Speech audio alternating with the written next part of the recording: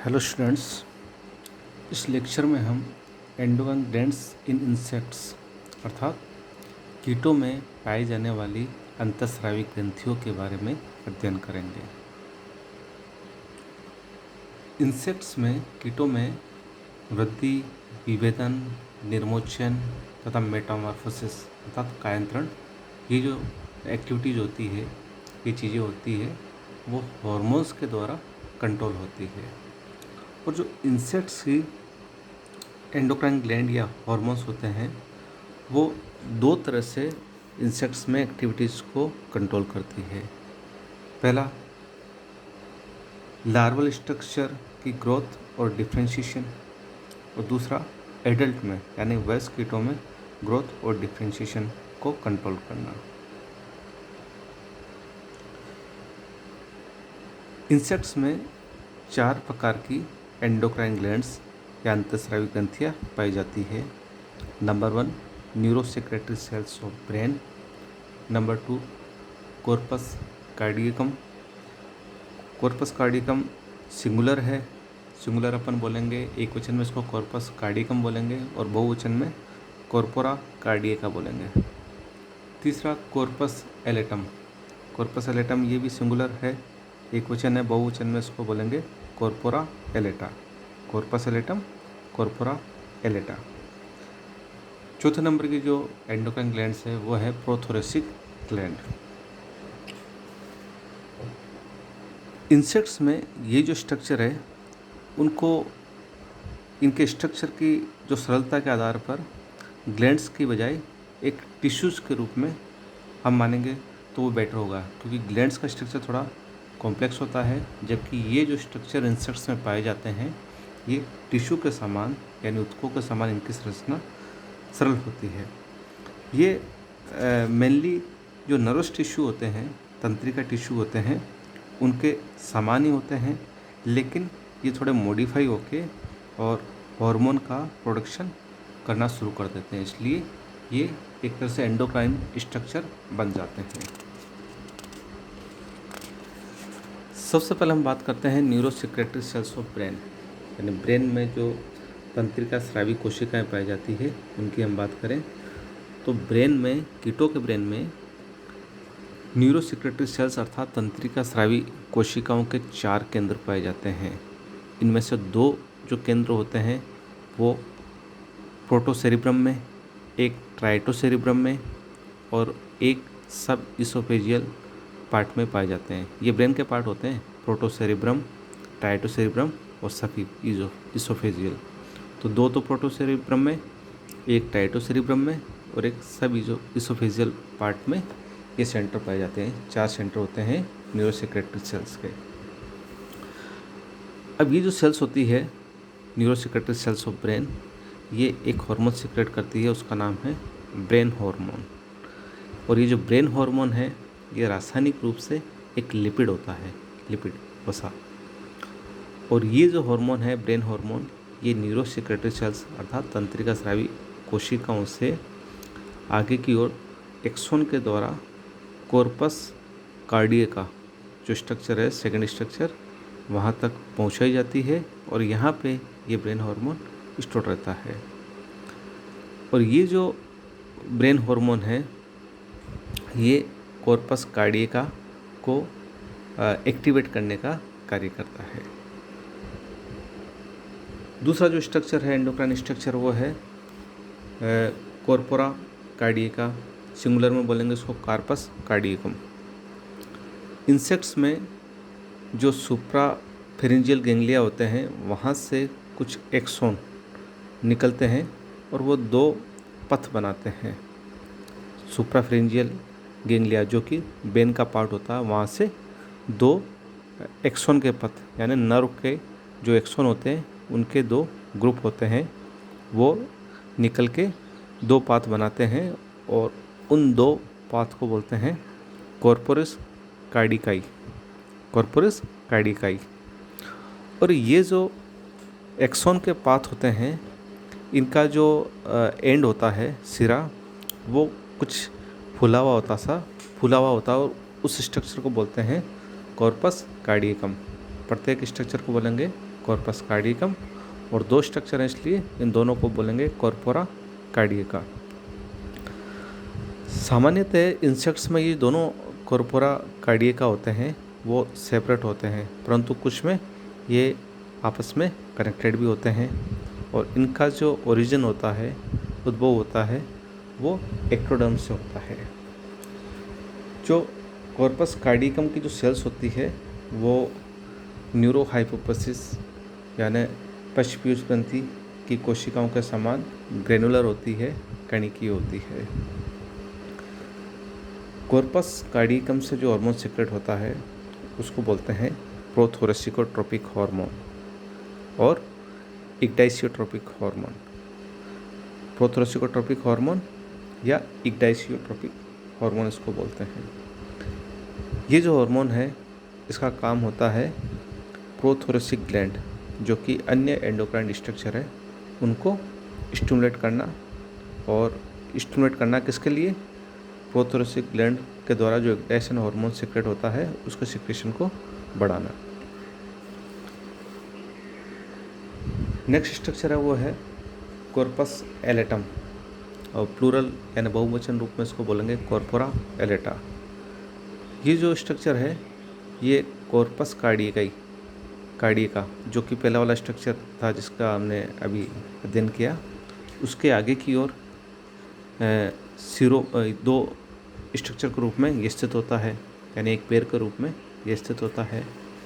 और कॉर्पस एलेटम से एक हार्मोन निकलता है जिसे नियोटेनिन हार्मोन या जुवेनाइल हार्मोन कहते हैं, किशोर हार्मोन कहते हैं।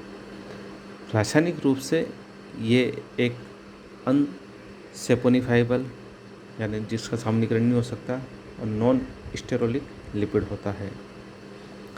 ये हार्मोन जो लार्वा के जीन होते हैं, लार्वल स्टेज में जो कीटों के जीन होते हैं, उनकी जो फंक्शनिंग होती है उसको बनाए रखने का कार्य करता है, अर्थात लार्वा स्ट्रक्चर बनाए रखने का कार्य करता है।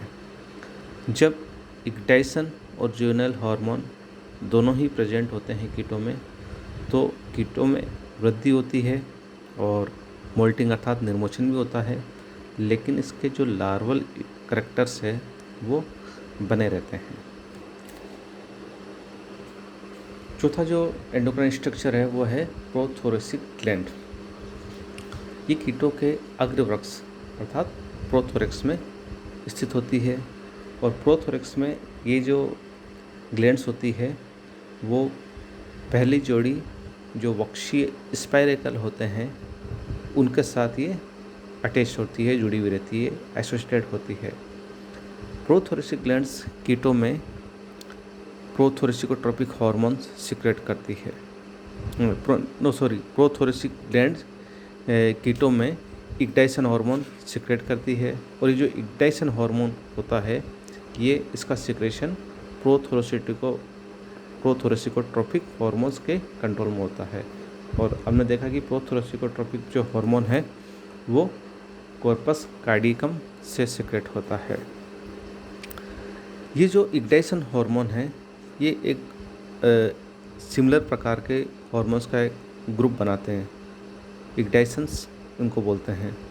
और इग्नाइशंस जो होते हैं ये निर्मोचन के हार्मोन होते हैं, और ये हार्मोन्स क्या करते हैं कि कीटों की जो एपिडर्मल सेल्स होती है उनसे एक मोल्टिंग फ्लूइड निर्मोचक तरल प्रोड्यूस करने को स्टिमुलेट करते हैं, जिससे कि निर्मोचन में आसानी होती है। ये हार्मोन ग्रोथ और डिफरेंशिएशन अर्थात वृद्धि और विभेदन में भी हेल्प करते हैं। इसके बाद हमने देखा कि ये चारों प्रकार के जो स्ट्रक्चर होते हैं ये विभिन्न प्रकार के हार्मोन सीक्रेट करते हैं, और इन सारे हार्मोन्स की हम बात करें, इनके फंक्शन की हम बात करें, तो ये जो हार्मोन्स है 5 इंपॉर्टेंट फंक्शन करते हैं। एक तो इंसेक्ट के डेवलपमेंट का, रेगुलेशन ऑफ रिप्रोडक्टिव साइकिल का, और इनका मेटाबॉलिज्म पे भी असर होता है, और कलर चेंज में भी असर होता है, और ऑस्मो रेगुलेशन में भी इनका असर होता है। इंसेक्ट के डेवलपमेंट की हम बात करें तो जनरली जो एनवायरमेंटल फैक्टर होते हैं वो एंडोक्राइन ग्लैंड को की एक्टिविटीज़ को प्रभावित करते हैं। जो ब्रेन की न्यूरोसिक्रेटरी सेल्स होती है वो ब्रेन हार्मोन रिलीज करती है और ब्रेन हार्मोन कॉर्पस कार्डियकम तक पहुंचता है और इसको स्टिमुलेट करता है प्रोथोरेसिकोट्रोपिक हार्मोन सीक्रेट करने के लिए। प्रोथोरेसिकोट्रोपिक हार्मोन क्या करता है, ये प्रोथोरेसिक ग्लैंड को स्टिमुलेट करता है इग्नाइशन हार्मोन सीक्रेट करने के लिए। इग्नाइशन क्या करता है कि ग्रोथ और मोल्टिंग को कंट्रोल करता है। और इमेच्योर इंसेक्ट में यानी जो अपरिपक्व जो इंसेक्ट होते हैं उनमें नियोटेनिन या ज्यूवेनाइल हार्मोन सीक्रेट होता है कॉर्पोरा एलेटा से। ये क्या करता है कि ये मेटामॉर्फोसिस को रोकता है। जब निर्मोचन होता है उस टाइम ये मेटामॉर्फोसिस को रोकता है, जिसका फलस्वरूप क्या होता है कि कीट में ग्रोथ तो होती है लार्वा में, लेकिन उसका जो लार्वल कैरेक्टर है वो बनाए रखते हैं। जब ज्यूवेनाइल हार्मोन का सिक्रेशन कम हो जाता है तो लार्वा प्यूपा में कन्वर्ट हो जाता है, और जब ज्यूवेनाइल हार्मोन का सिक्रेशन बंद हो जाता है तो मेटामॉर्फोसिस होती है, अर्थात कायांतरण होता है और प्यूपा वैक्स में कन्वर्ट हो जाता है। इस डायग्राम के माध्यम से इस डेवलपमेंट को हम समझ सकते हैं। यहाँ पे ये न्यूरोसिक्रेटरी सेल्स ऑफ ब्रेन है जो कि ब्रेन हार्मोन को रिलीज कर रही है, और ब्रेन हार्मोन कहाँ आ रहा, कॉर्पस कार्डिका में। और कॉर्पस कार्डिका क्या कर रहा है, यहाँ से ये प्रोथोरेसिकोट्रोपिक हार्मोन सीक्रेट कर रहा है। ये प्रोथोरेसिकोट्रोपिक हार्मोन क्या कर रहा है कि अग्रवैक्स में जो ये ग्रंथियाँ है प्रोथोरेक्स, उनसे इग्नाइशन हार्मोन को रिलीज कराने को स्टिमुलेट कर रहा है। अब इग्नाइशन हार्मोन और ये जो कॉर्पस एलेटम होती है इससे हार्मोन सीक्रेट होता है जिसको बोलते हैं ज्यूवेनाइल हार्मोन या नियोटेनिन। ये दोनों किस तरह से काम करते हैं कि जो ज्यूवेनाइल हार्मोन है वो तो क्या करता है कि जैसे लार्वा है उसका करेक्टर बनाए रख रहा है, और इग्नाइशन हार्मोन क्या कर रहा है कि ये मोल्टिंग अर्थात निर्मोचन का कार्य कर रहा है, जिसका फलस्वरूप क्या होता है कि लार्वा फर्स्ट स्टार से सेकंड स्टार से थर्ड स्टार, इस तरह अलग अलग स्टेज के लार्वा में कन्वर्ट होता जाता है, और ये मोल्टिंग के बाद में होता है, निर्मोचन के बाद। जब नियोटेनिन हार्मोन या ज्यूवेनाइल हार्मोन का सिक्रेशन कम हो जाता है तो क्या होता है कि लार्वा प्यूपा में कन्वर्ट हो जाता है।